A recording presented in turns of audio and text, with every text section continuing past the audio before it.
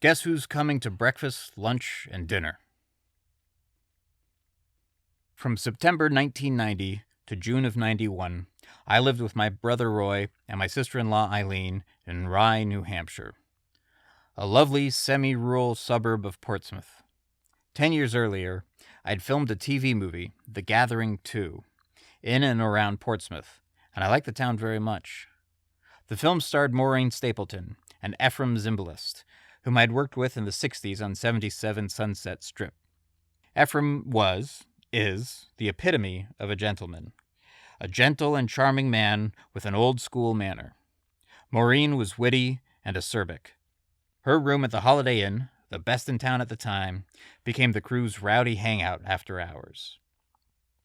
The Portsmouth community had supported our film with enthusiasm, turning downtown into a Christmas with lights and decorations, despite the fact that it was only October, and temporarily closing one of the main streets to traffic. All in all, the production was a happy occasion. When I returned to L.A. for post-production, I raved to my brother about Portsmouth, and eventually he and Eileen picked up, lock, stock, and barrel, and moved there from their home in North Hollywood. They started a theater company and school in the old Button Factory, and by 1990, they were being accepted as something more than carpetbaggers. It helped that we were from Boston originally, and their theater enterprise was becoming successful. I was what is euphemistically referred to in Hollywood as between gigs, and Roy made me an offer I couldn't refuse under the circumstances. He'd arranged for me to interview for a job at the regional PBS station, where they needed a producer for Granite State Challenge, a tri-state high school version of Jeopardy! And, in my so-called spare time, I'd work with him on 2 original musicals to be produced at his Seacoast Repertory Theater. Deborah stayed in Woodland Hills with my father and our latest Japanese exchange student, and I moved into Roy and Eileen's 1800s house in Rye. They gave me the parlor, which they rarely used, a sofa bed, and the foyer, which they never used, as a closet. The suite was ample, although I never bothered to open the sofa bed. Actually, I think it was broken, or I may have broken it. I slept uncomfortably without Deborah and was totally unprepared for the winter cold. When they entertained large groups of people, cast, crews, and board members, I had to straighten up the parlor and toss my dirty laundry into foyer closet. After rehearsals or performances, Roy, Eileen, and I would grab a bite at one of the local eateries, some of which I knew from filming there 10 years earlier, and where our production was still remembered. I liked the people at the TV station very much. They were an interesting, diverse bunch. Some were native to the area, and some had escaped to it from the rat race.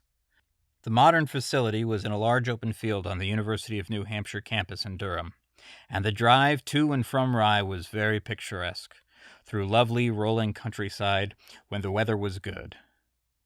But it was the theater where I felt most comfortable and productive. The first show I wrote, for which Roy and Bruce Bellin did the music and lyrics, was A Carol of Christmas, an updated version of the perennial favorite. It was revised and produced again later at the Richard Basehart Theater in California. In the spring of '91, we did Minding the Store, based on Stanley Marcus's book about his family and Neiman Marcus, their famous retail enterprise.